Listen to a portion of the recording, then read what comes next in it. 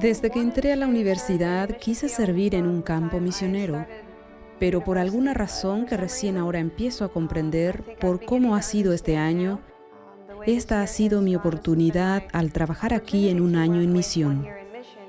Cuando entré a la universidad en Estados Unidos, este programa no existía, pero siempre creí que primero debía terminar mis estudios allá.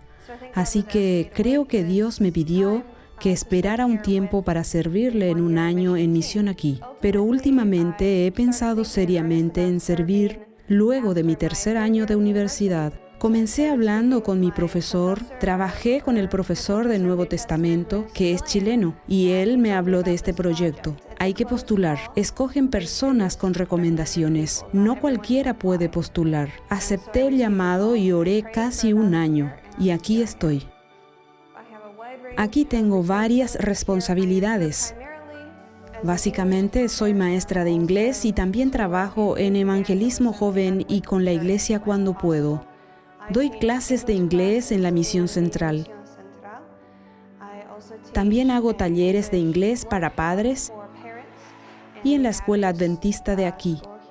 Ayudo con las clases de inglés como un recurso más para los estudiantes. Aquí en la escuela hay una maestra de inglés, pero yo soy algo así como un asistente. Trabajo con los conquistadores y también trabajo con los voluntarios de un año en misión, en varias actividades para la comunidad y aquí en el Centro de Influencia, Espacio Nuevo Tiempo. Doy clases y apoyo otras actividades. Vengo de Maryland. Mi padre es pastor de la Asociación de Chesapeake. De allí vengo. Ha sido interesante adaptarme a la cultura de aquí. Me encanta, es genial. Es extremadamente abierta y muy cariñosa. Pero debido a que Chile es un país más moderno, no es la experiencia misionera que muchos esperan de cortos viajes misioneros a Centroamérica. Por ejemplo, es más moderno, más secular. La gente no está dispuesta a compartir temas religiosos de inmediato. La mayor parte de la población vive en ciudades. Así que hay mucho evangelismo indirecto. Y, por supuesto, la gente es muy amistosa, muy amable, pero también difícil de convencer. Así que debes preguntarte, ¿están aceptando lo que digo solo por buena educación, porque es la cultura o realmente logré establecer una conexión con ellos? Y esa es la lucha. Es lo que debemos aprender para hacer evangelismo intercultural. Antes de llegar, yo hablaba un poco de español. Al menos había estudiado antes. Pero es una experiencia totalmente nueva hablar español en un país donde es el idioma oficial. Porque cuando hablamos inglés u otro idioma, no nos damos cuenta de cuánta jerga utilizamos, cuántos dichos o frases propias tenemos. No nos damos cuenta de lo rápido que hablamos. Así que cuando llegamos a otra cultura y tratamos de aprender su idioma, es completamente diferente. Los libros no enseñan todo. Me llevó casi 2 meses poder sostener una conversación fluida, incluso hablando solo español todo el tiempo. Puedo improvisar y también puedo predicar en español, pero no ha sido fácil.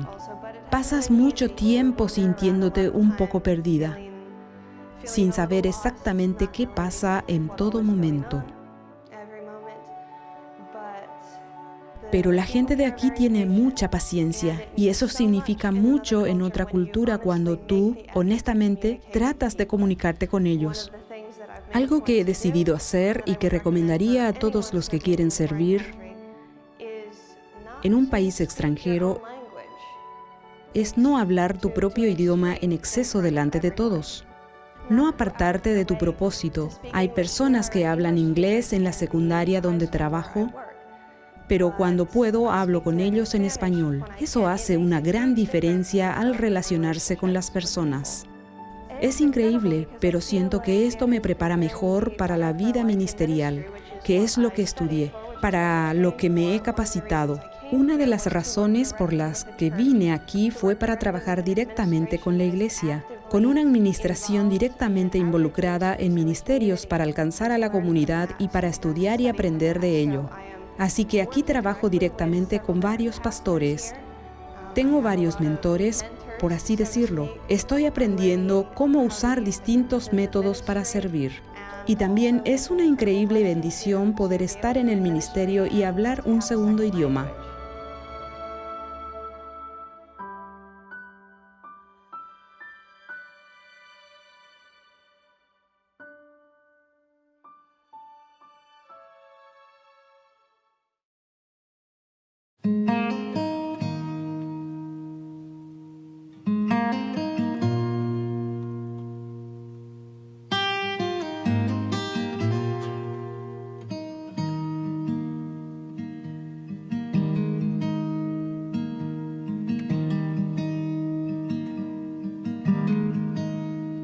Queridos hermanos, un feliz sábado una vez más para todos ustedes.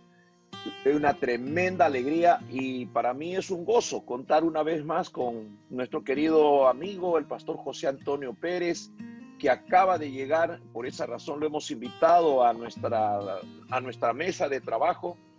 Él estuvo en Montemorelos por un tiempo y quiero agradecer a Dios porque lo ha cuidado, lo ha protegido y sobre todo Él ha tomado una gran decisión de alargar un poco más de tiempo su servicio de voluntario.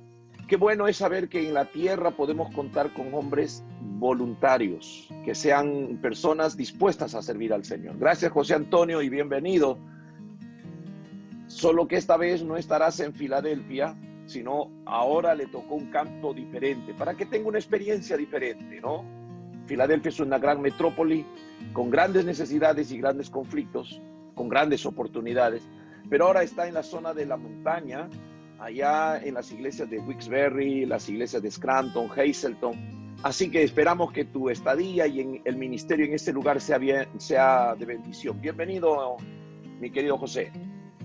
Gracias, Pastor Saúl Elías, y también a todos aquellos que nos están viendo. Que el Señor les bendiga en gran manera y es un privilegio poder estar con ustedes, reunirme con el Pastor Raúl, el Pastor Saúl Elías y toda la audiencia, que sabemos que esta reunión será de gran bendición. Y es un placer para mí poder servir una vez más en esta linda conferencia y poder también, a través de este repaso de lección, ser de bendición a los hermanos que nos están viendo. Amén, así es, así es. Un saludo a Pastor Raúl. Gracias, Pastor Raúl, por estar con nosotros. Usted está en una maratónica reuniones por Zoom. Usted ya es experto que en Zoom. Siempre lo ando escuchando, predicando en todo lado. Creo que hace poquito terminó un culto con la asociación, no sé si central, sur o norte en Perú. Sí, estuve ahí con los pastores. Sí, ellos han estado reunidos por motivo de las vocaciones ministeriales o el Día del Pastor, con todas sus esposas. Me pidieron que tuviera una charla con ellos y al terminar nomás estamos ya en esta reunión para la lección. Ok, qué bueno. Muchísimas gracias. Un placer entonces. Vamos a introducir 24 de octubre.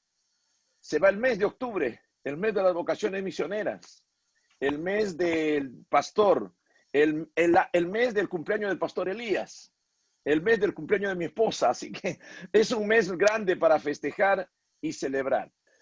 Bien, el versículo de memoria para esta semana lo encontramos en un texto queridísimo de la palabra de Dios, ¿no? Me encanta este texto. Los ojos de Jehová están en todo lugar.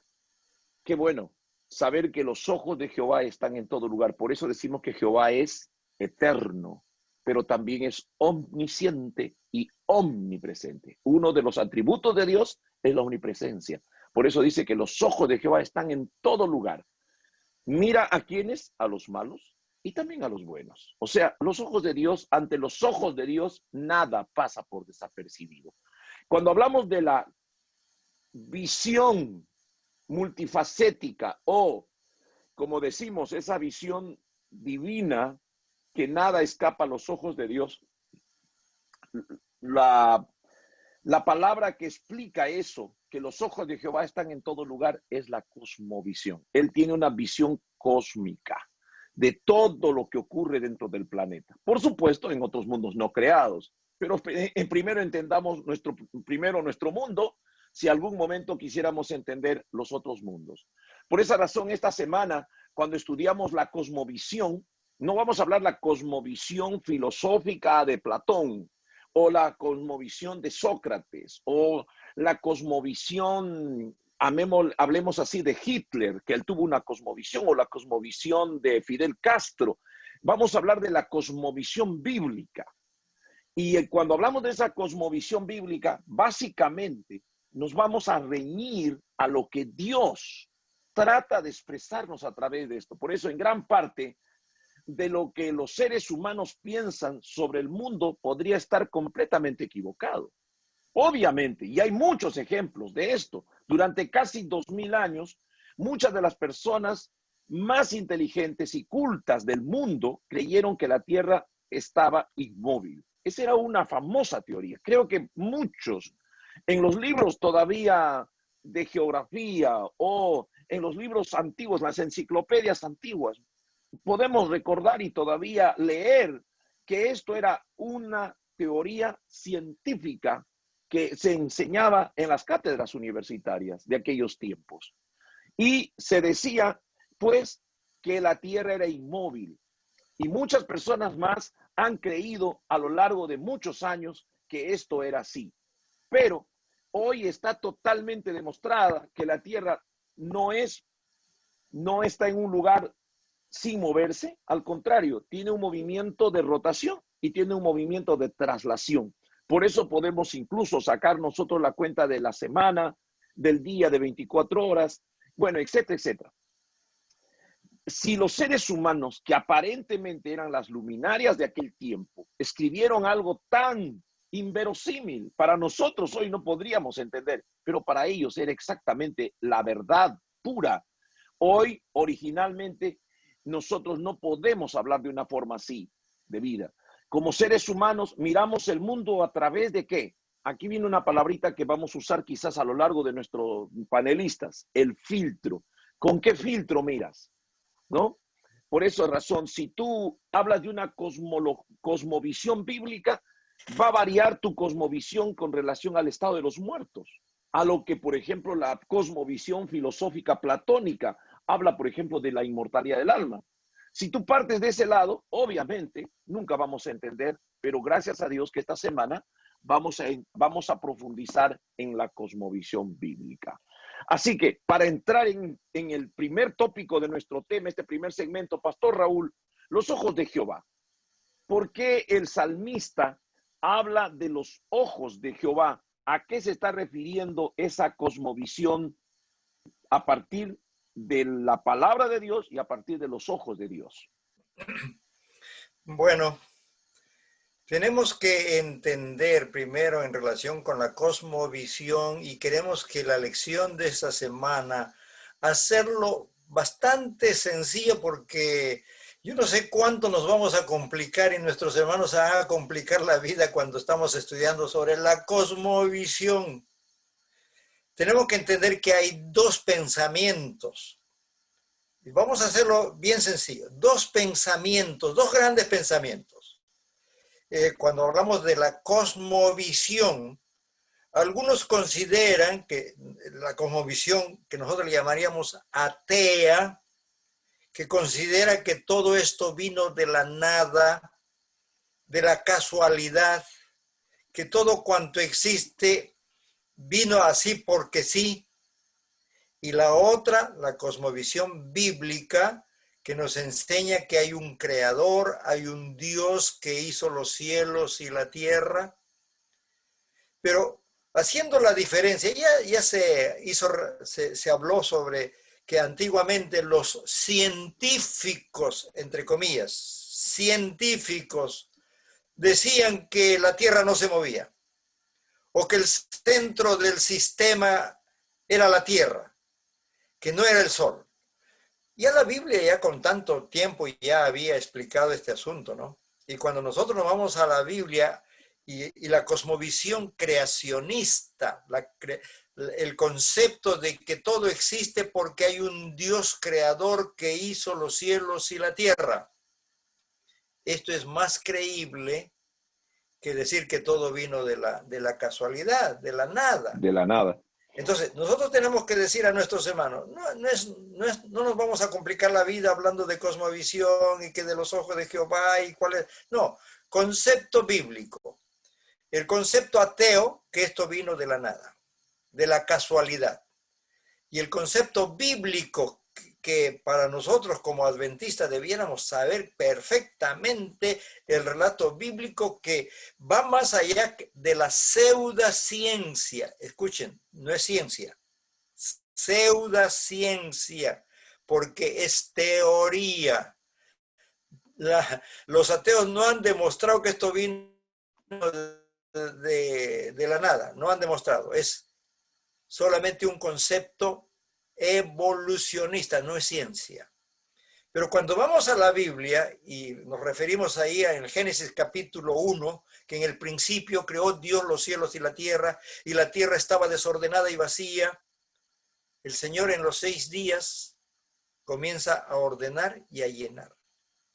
Y cuando habla del primer día, sea la luz, y fue la luz, no es que la luz vino así nomás de casualidad, sino que el Señor comienza a dar el giro a la tierra en su eje para que tenga 24 horas y pueda ver el día y la noche.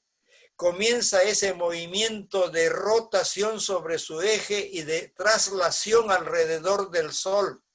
¡Qué maravilla! Porque el Señor está ordenando y está poniendo leyes que después se descubre. ¿Qué leyes se descubre? La ley de gravitación, por ejemplo.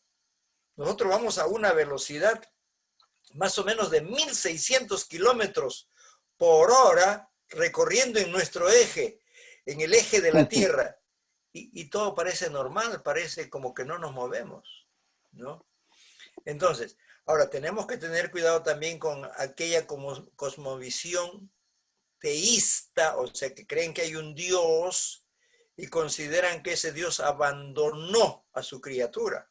No, para nosotros, bíblicamente hablando, el Señor no solamente es el que creó, sino que sostiene, nos sostiene, por Él vivimos, por Él somos, por Él estamos. Entonces, para la cosmovisión bíblica, ese Dios es un Dios omnipotente, omnipresente, omnisciente. Ese Dios es un Dios que se preocupa por sus criaturas. Porque algunos consideran, sí, Dios creó y lo abandonó al hombre. No. Dios tiene cuidado de nosotros. Él es un Dios de milagros. ¿De milagros por qué? Porque si bien Él tiene cuidado de nosotros, pero Él ha puesto leyes naturales. Miren, algunos dicen la sabia naturaleza. ¿Qué sabia naturaleza? Nosotros más estamos honrando a la naturaleza que al creador de la naturaleza. Y yo digo, naturaleza versus creador, o criatura versus creador. Porque ahora más está uno preocupado en la creación que en el creador. Y eso dice Pablo, ¿no? Que habiendo conocido a Dios no le dieron gloria ni le glorificaron como Dios, sino que se envanecieron en sus propios razonamientos, diciéndose ser sabios, se hicieron necios y cambiaron la gloria de Dios incorruptible en cosa corruptible. Entonces, para nosotros como adventistas del séptimo día, este enfoque tiene más valor, más credibilidad que el concepto ateo. Y ahí estamos nosotros bien cimentados y ahí tiene que basarse nuestra educación. Fantástico. Yo creo que esta es la primera parte, ¿no? Y de ahí que podemos nosotros hablar de un Dios omnipotente, omnisciente, omnipresente, pero lo más importante es hablar de un Dios personal, que está preocupado por nuestras necesidades. Ahora, ahí quiero conectar algo que es importante. ¿Por qué hay algo en lugar de la nada? ¿No? Yo creo que esa es una pregunta filosófica. ¿Por qué hay algo en lugar de la nada? ¿No? Y esto es evidente. Tú en un cuarto oscuro prendes una luz y la luz disipa las tinieblas y deja de existir el vacío. Por esa pregunta, ¿por qué hay algo en lugar de nada? Pastor José, ¿cuál sería la respuesta a esta pregunta que muchos se han hecho y encuentra una respuesta en la cosmovisión bíblica de Génesis? Gracias, Pastor Saúl. Justamente la lección a través de un personaje, Leibniz, que hace esto porque hay algo en lugar de nada. La Biblia deja en claro dos aspectos muy importantes. Número uno, la Biblia da por sentado que Dios existe y creó este mundo, las cosas que vemos y no vemos. Cuando tenemos esa perspectiva, esa cosmovisión, comprendemos entonces las grandes verdades y realidades que emanan de las Sagradas Escrituras, sus enseñanzas, como la ley, la redención, la resurrección, el amor de Dios. Cada uno de nosotros, al ver que procedemos de un Dios creador, un Dios personal, podemos entender que nuestra existencia tiene un propósito, que no estamos aquí por obra de la nada. Y eso es lo que la cosmovisión filosófica de la evolución y otros aspectos más no pueden responder, porque siempre van a llegar al interrogante de que ¿por qué estamos aquí? ¿Por qué hay algo en lugar de nada? Porque hasta ahora, hoy en día, no ha surgido de la nada. Nada, ninguna materia o aspecto ha surgido de la nada. La Biblia fue muy en claro al decir que Dios habló y existió. Que Dios es el creador y por lo tanto nosotros somos parte de su creación. Entonces, al no aceptar la creación, la que Dios realizó en 6 días, anulamos todas las doctrinas, todas. Por eso aquellos que se llaman cristianos, que rechazan la enseñanza bíblica de que Dios creó este mundo, de que Dios es un creador poderoso, que este mundo fue creado en 6 días. Al rechazar eso, están rechazando completamente todas las verdades que las Sagradas Escrituras enseñan. Otro aspecto, estarían rechazando a un Dios personal, porque al ver la creación, podemos ver que Dios fue un Dios personal para Adán y para Eva. Hoy en día es la situación que vivimos cada vez más, la ciencia ha procurado conducir a la mente de los hombres a llevarlos a pensar en que somos parte de una cadena de evolución. Tantas escuelas, instituciones, movimientos ideológicos están llevando a confundir a hombres y mujeres, haciéndoles creer y pensar que nuestra existencia surgió de la nada, de una evolución, de una explosión. Pero nosotros al ver este principio que Dios es nuestro creador, comprendemos aspectos muy importantes, que tenemos un propósito, que tenemos una misión, que somos parte de una creación maravillosa y somos el reflejo de un Dios creador, un Dios lleno de amor.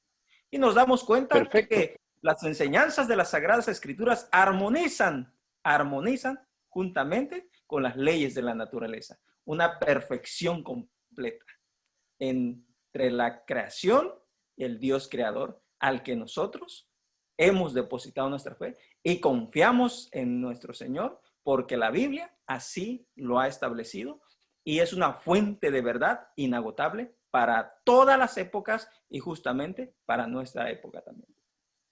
Muy bien, gracias. Yo creo que ese segmento está claro. Ahora, Pastor Raúl, yo creo que nadie en el mundo tiene una visión neutral, ¿no? Nuestros primeros maestros, como lo hemos dicho en las lecciones pasadas, son nuestros padres. Y nuestros padres fueron educados por sus padres, que son nuestros abuelos. Y a la vez ellos fueron educados por sus padres, que hoy son nuestros bisabuelos. sea, nadie parte de una cosmovisión o una perspectiva completamente neutral. Todos venimos casi con un preconcepto de las cosas. En la Biblia, por eso encontrábamos nosotros una de las lecciones más claras de Juan 4, cuando la mujer samaritana viene con un preconcepto a Jesús, sin saber que Él es el mismo creador, que ha decidido encontrarse con ella como su Dios personal, ¿no? Esa cosmovisión que acaba de terminar de decir José, de esa entrevista personal con Dios. Entonces, pastor, ¿cómo? Y acá viene quizás la pregunta del millón, que ya muchos nos hemos hecho. ¿Cómo nos despojamos de esos preconceptos, esos prejuicios? Porque nadie tiene una perspectiva neutral. Todos de algún lado hemos sacado determinados conceptos. Y hoy uno de los maestros, modeladores de pensamiento son, por ejemplo, los influencers. Hoy se usa la palabra influencer o se está usando la palabra youtubero, que son los youtubers, que son la nueva generación de influencers o de formadores de principios. ¿Cómo lograr entonces tener una cosmovisión bíblica cuando nosotros ya tenemos una perspectiva con la cual venimos y nadie tiene una perspectiva neutral? ¿Cómo lo logramos? Bueno, ya en las lecciones anteriores que hemos tenido en la escuela sabática, sin lugar a duda, el hogar da la orientación a los hijos. Ya en el Antiguo Testamento el Señor había dicho cuál era la responsabilidad de los padres. Le vas a enseñar mientras te acuestas, mientras te levantas, estando caminando, en todo momento le vas a instruir. Y por eso depende mucho de la perspectiva de quiénes son los que enseñan. Y no solamente estamos hablando de los padres, también a qué maestro nosotros le damos a nuestros hijos. A veces cuando se habla de escuelas o de colegios, se está calibrando al colegio por la comodidad, la excelencia o porque no cuesta nada y nos olvidamos de la verdadera educación que dan nuestros maestros y la formación como damos a nuestros hijos. Y nadie es neutral. Y nosotros reconocemos, sabemos que muchos hijos de adventistas han tenido que sufrir cuando van a instituciones educativas donde no han tenido la base bíblica de ese considerar de que hay un Dios existente, hay un Dios en el cielo. Y por lo tanto eso ha traído malos resultados en nuestros hijos. Entonces ya se dijo, nadie es neutral, no podemos decir a medias. Estamos por un lado o estamos en el otro lado, en esa perspectiva.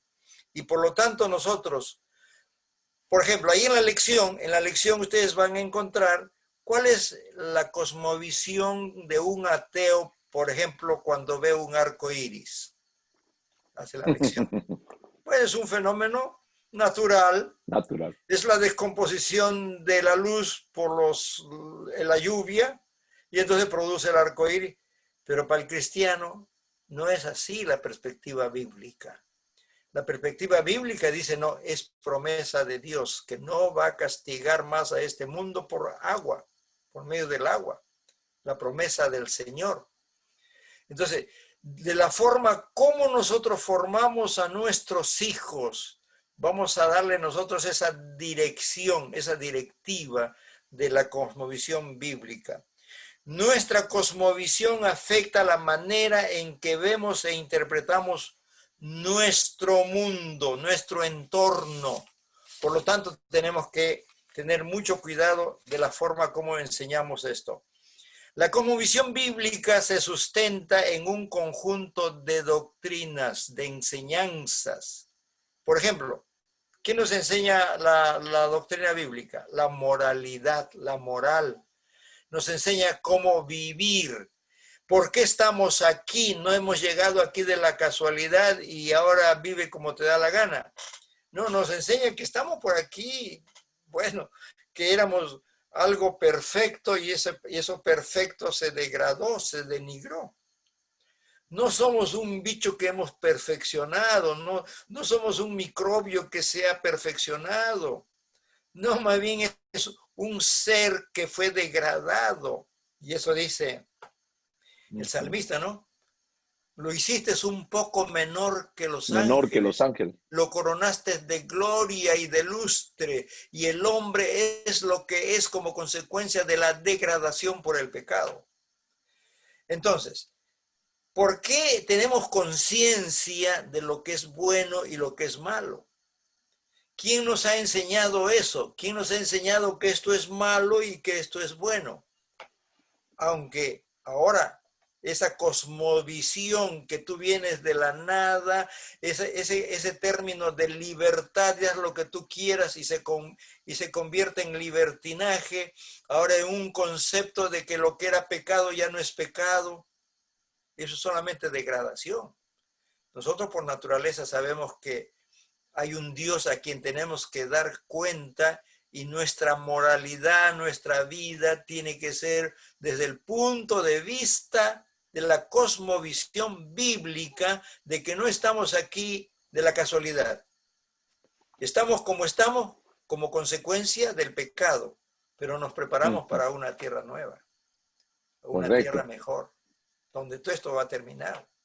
Y eso es lo que da esperanza a nuestra vida, nuestra conducta, nuestra manera de ser, y no tenemos por qué estar temiendo de las leyes, de la delincuencia, de que mi hijo llegue a ser un delincuente, un perdido, porque estamos guiados por esa dirección que la cosmovisión bíblica nos dice de nuestra conducta como debe ser.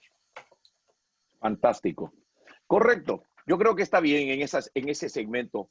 Aquí voy a entrar un poquito y quiero invitarles a que mis hermanos y amigos que nos escuchan y nos siguen, por favor, abran su Biblia en el libro de San Marcos.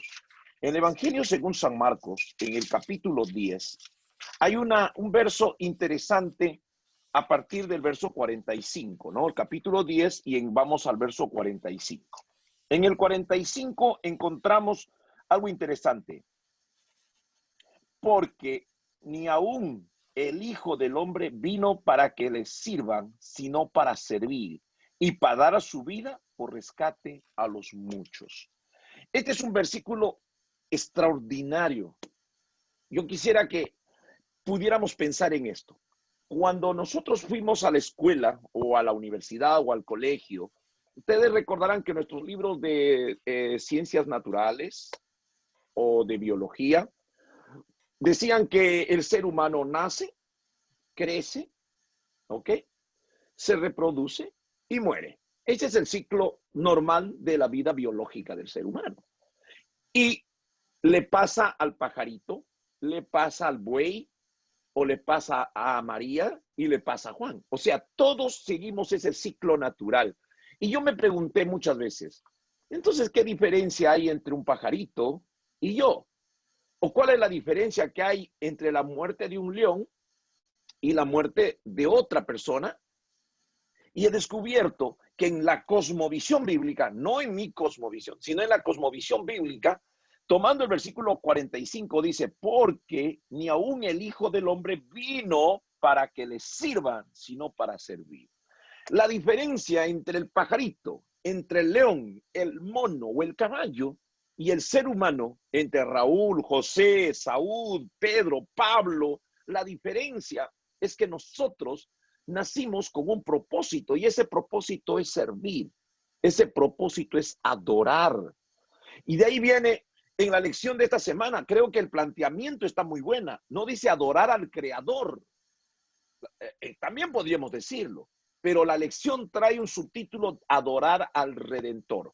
Porque la razón por la cual nosotros vivimos según la cosmovisión bíblica es para adorar al Creador, pero adorarlo porque también es nuestro Redentor, ¿no? Adoramos al Redentor. Y ahí el plan de redención fue concebido por Dios antes de la creación. No es que a Dios, le falló la creación, el hombre cayó y ahora la creación se echó a perder. No, Dios ya tenía el plan alternativo. ¿No? El plan A de Dios era que el hombre viva eternamente en la comodidad del Edén y de la creación perfecta del hombre y de la mujer. Pero como cayeron, ya el Señor en su omnisapiencia había preparado un plan de redención. Por eso que el apóstol Pablo lo declara en forma enfática y luego lo vamos a encontrar en Apocalipsis y lo vamos a encontrar dicho también por Pedro, que el plan de redención estaba establecido desde antes de la fundación del mundo. Por esta razón, Cristo y la crucifixión debe ser el nexo por el cual nosotros venimos a encontrarnos y somos redimidos por la sangre de Cristo Jesús. Y nuestra cosmovisión no nos va solamente hasta la cruz, sino se prolonga ¿hasta cuándo? Hasta su próximo retorno.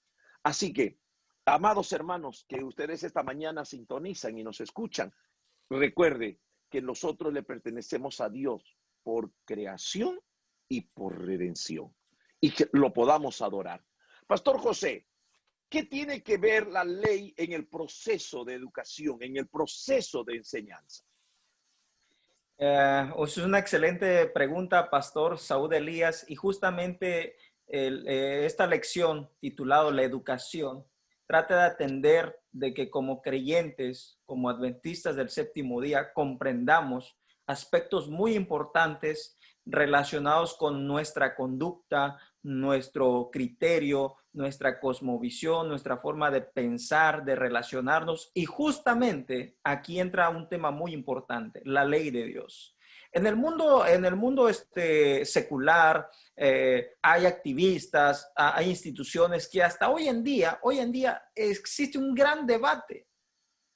¿Realmente la verdad es absoluta o relativa?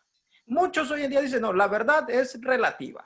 Y lo que es verdad para ti, lo que es bueno para ti, tal vez para otro no lo sea. Pero nosotros como conocedores, y más que conocedores, creyentes de la palabra de Dios, que hemos aceptado que procedemos de un Dios vivo, de un Dios real, un Dios presente, un Dios personal, entendemos que así como Dios nos creó, también dejó normas, dejó leyes, estatutos, movidos por el amor de Dios, para que de esa manera nosotros podamos conducirnos de la manera correcta como debe ser. Y uno de esos, el carácter de Dios manifestado en sus 10 mandamientos, encontrado en Éxodo 20, del 3 al 17, podemos ver claramente la manifestación del amor de Dios, de educarnos a través del amor, de la obediencia a sus mandatos. Es interesante que hasta hoy en día las leyes de Estados Unidos, las leyes de cualquier otro país, solamente atienden a las consecuencias. Pero no hay ninguna ley en la cual esté establecido que tú y yo, por pensar o maquinar un plan macabro en nuestra mente, seamos juzgados. A menos hasta que se lleve a cabo o salga de nuestros labios y lo comencemos a planear. Pero si está en tu mente, ¿qué ocurre? Tú no eres juzgado porque tú no eres llevado a juicio porque hayas pensado o hayas maquilado en querer hacer daño a algo, maldad a alguien. No. Pero qué interesante que la ley de Dios sí.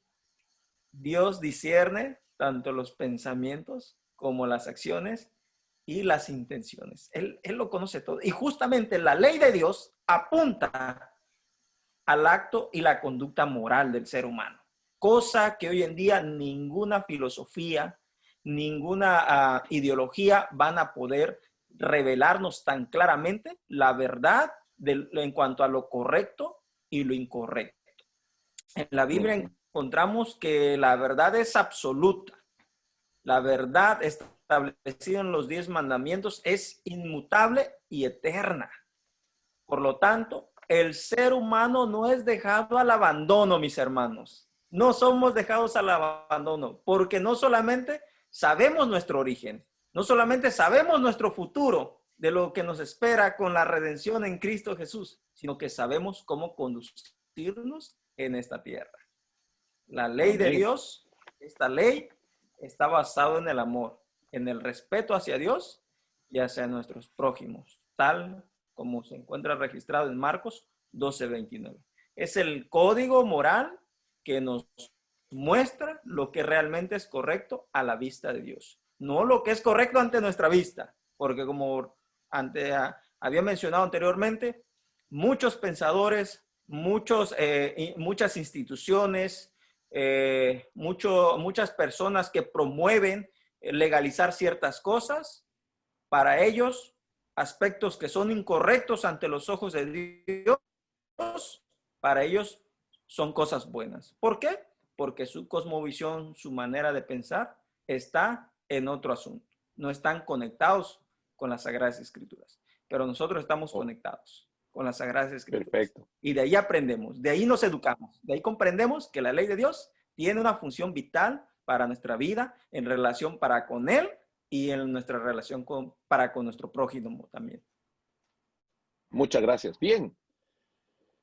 Al cerrar la conclusión, Pastor Raúl, el verdadero objetivo de la educación es restaurar a la imagen de Dios que se ha perdido en la figura humana. Como hoy hablamos, ¿no? Las influencias humanas, así como hay una cosmovisión bíblica, también hay una cosmovisión satánica, ¿no? Todo lo que hoy escuchamos, ¿no? A lo bueno la gente le llama malo y a lo malo le llaman bueno. Y hoy se está queriendo legalizar, ¿no? En este país, por ejemplo, legalizar el uso de armas. El gran conflicto. Cada vez que hay una mortandad, una balacera, queremos revisar la segunda enmienda de la Constitución de los Estados Unidos de Norteamérica. Y no se puede. No, es un tema intocable. Imagínate tú, portar un arma es algo legal y usarla para matar es legal cuando tú lo usas como defensa personal. Entonces, ¿cómo es que logramos que el verdadero objetivo de la educación, según patriarcas y profetas, sería restaurar la imagen de Dios en la raza humana? Bueno, la hermana Joya, ahí en el libro de Patriarcas y Profetas, en la página 645, está en la lección de la escuela sabática esa declaración. Esa cita, sí. Y también en el libro La Educación dice que el objetivo, el verdadero objetivo es restaurar en el hombre la imagen divina perdida como consecuencia del pecado. Entonces, bajo esa perspectiva, nosotros tenemos que enfocar la verdadera educación. Y cuando hablamos de la educación cristiana, no solamente nos tenemos que concentrar en nuestros hijos, sino también en nosotros, porque nosotros nos estamos educando en la escuela de Cristo y nos estamos preparando para una patria mejor, una ciudadanía mejor. Y en ese sentido, nuestra vida tiene que ser una vida diferente, guiado por los principios bíblicos que el Señor nos ha dejado. ¿Por qué? Porque nos estamos preparando para la tierra que el Señor nos ha prometido. Y entonces, amén, los principios bíblicos son fundamentales para que nuestra vida tenga esa dirección, ese concepto claro en todo nuestro quehacer de la vida, en todas nuestras actividades, en nuestras actitudes. Esto significa que toda la enseñanza, toda la educación, llámese historia, geografía, cualquier materia que la ciencia humana nos enseñe, tenemos que hacerlo bajo la perspectiva bíblica. Y entonces eso nos muestra de que nosotros estaremos yendo en buena dirección. ¿Por qué? Porque consideramos que descendemos de un creador, que el pecado nos denigró, nos degradó, pero que no nos abandonó ese creador, hizo un plan de salvación, un plan de redención, y el plan es restaurar en nosotros la imagen divina. Ya como ya se dijo anteriormente, nosotros le vamos a pertenecer a Él, no solamente por creación, sino también por redención. Doblemente amén, hijos de Dios. Amén. Amén, amén. Muchísimas gracias. Gracias, José, y bienvenido. Y que tu estadía en este lugar sea de bendición. Gracias, Pastor Raúl. Y la semana que viene, una lección extraordinaria. Jesús, el gran maestro. Hablando ya de la cosmovisión, entonces, la semana que viene, vamos a enfrascarnos en el método de enseñanza de Jesús, porque vamos a mirar a Jesús como maestro, ¿no? Siempre hemos escuchado a Jesús como un gran predicador. Nos llama la atención escuchar a Jesús como el médico de los médicos, levantando a los muertos, resucitando a ellos, curando a los enfermos, haciendo andar a los paralíticos, dándole la vista a los ciegos. Pero hay una cosa que a mí más me admira: Jesús como maestro. Y más tiempo de su ministerio Jesús pasó enseñando que predicando y que curando. Así que, mis amigos, no se pierdan la próxima lección. Es la lección última del mes de octubre para el 31 de octubre del 2020. Así que nos esperamos en este mismo lugar y a través de nuestro canal de Facebook y de YouTube y a través de las diferentes plataformas que presentamos la lección de escuela sabática. Una feliz tarde a cada uno de ustedes y que Dios los bendiga y los acompañe el Señor.